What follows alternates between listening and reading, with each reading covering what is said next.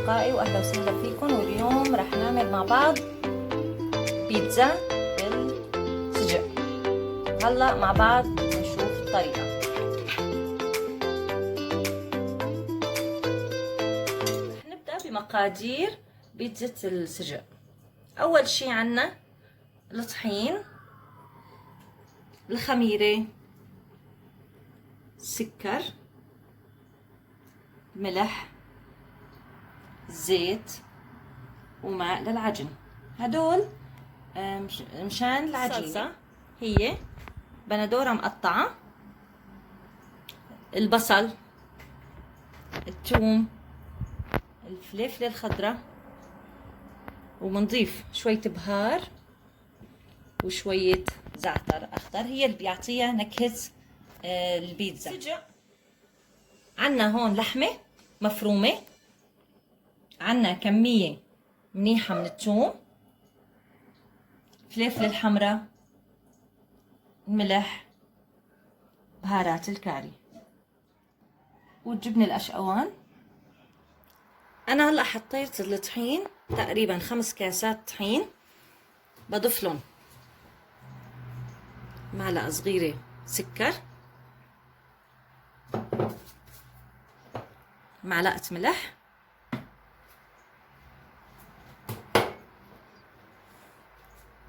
معلقة كبيرة ونص تقريبا خميرة. أنا طبعا كل هدول رح أكتب لكم إياهم بصندوق الوصف. كاسة زيت،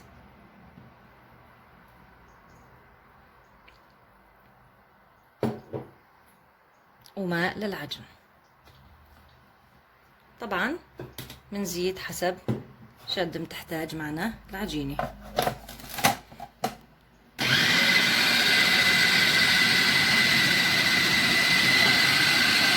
نضيف مي،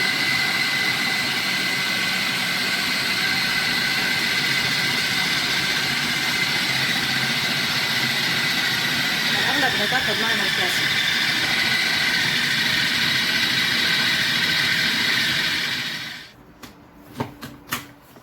هاي العجينة صارت جاهزة.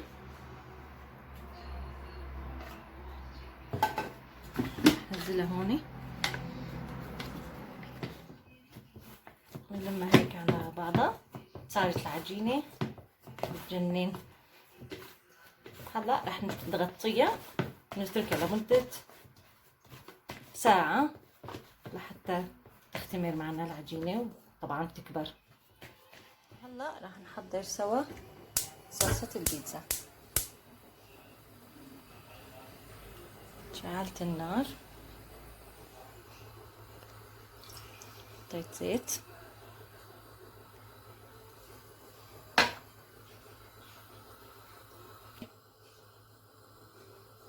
هلا حميت زيت، ننزل بصل،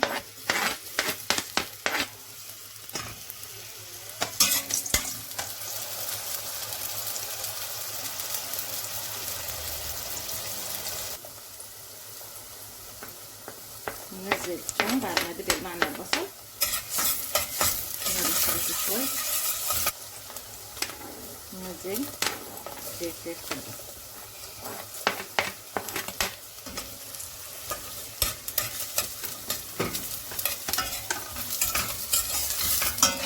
نتركهم ليدبلوا شوي، بعدين نضيف صلصة الليمون. دبلت معنا الخضرة، بنضيف بندورة مقطعة،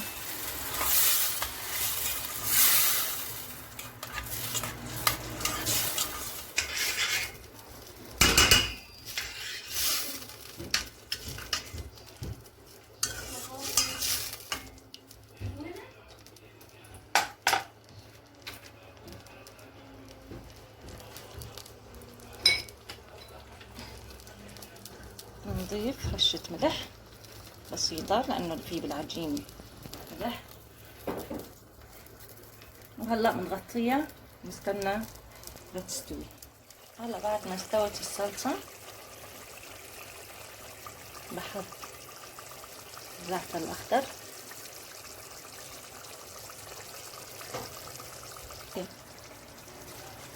رشة بهار،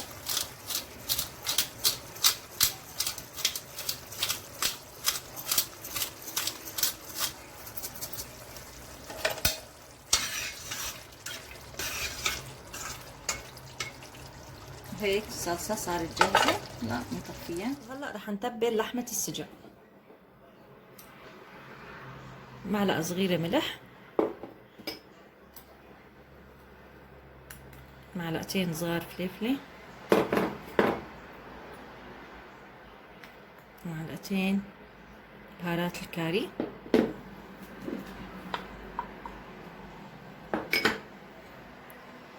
الثوم،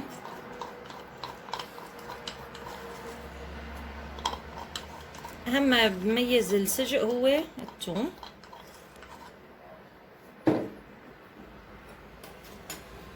الفلفل الأسود،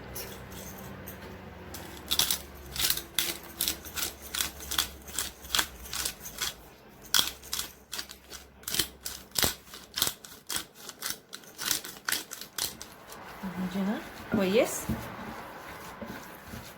وأهم شي هو الثوم اللي بيعطيكي طعمة السجق.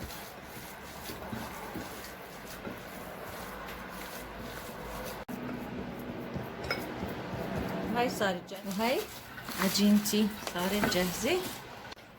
هلا رح لمها عشان أبدأ الصينية. هلا بنحط ندهن زيت الصينية،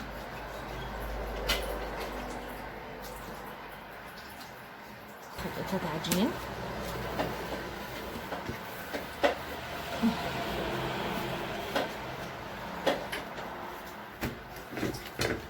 ونبدأ بهي الطريقة.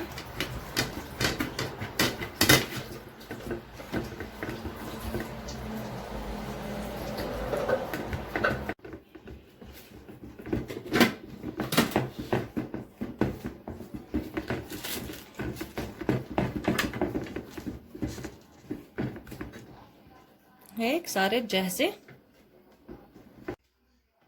هلا رح أضيف الصلصة، نوزعها بهي الطريقة.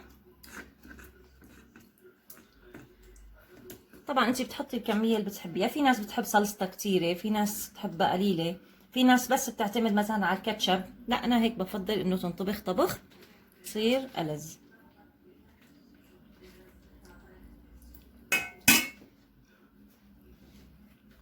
نحط الجبنة،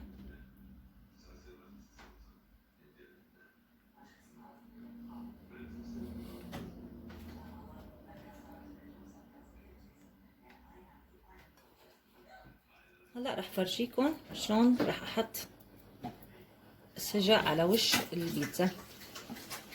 طبعا هيك رقيقة رقيقة كتير، ولا تخافوا بتستوي، بتعطي طعم كتير طيبة. عيلتي من اكتر انواع البيتزا اللي بتحبها هي هاي البيتزا. طبعا انواع البيتزا كتير كتيرة، وهاي وحدة منها، وراح اسوي لكم مرة تانية كمان انواع تانية بالذرة وبالفطر.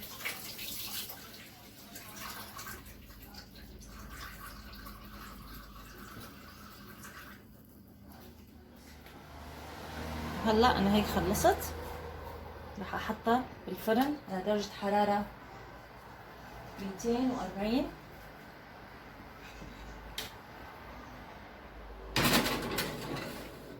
طبعا اول مرة بشغله من تحت، بعدين بعطيه حرارة من فوق لمدة نص ساعة. وهي الصينية هلا صارت جاهزة.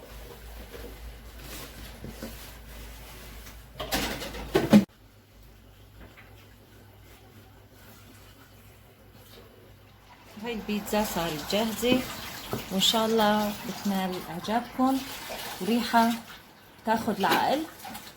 ان شاء الله بتعجبكم وتجربوها، بس لا تنسوا لي اللايك والشير والاشتراك بالقناة اذا اول مرة بتتابعوني، باي باي وصحتين وألف هنا.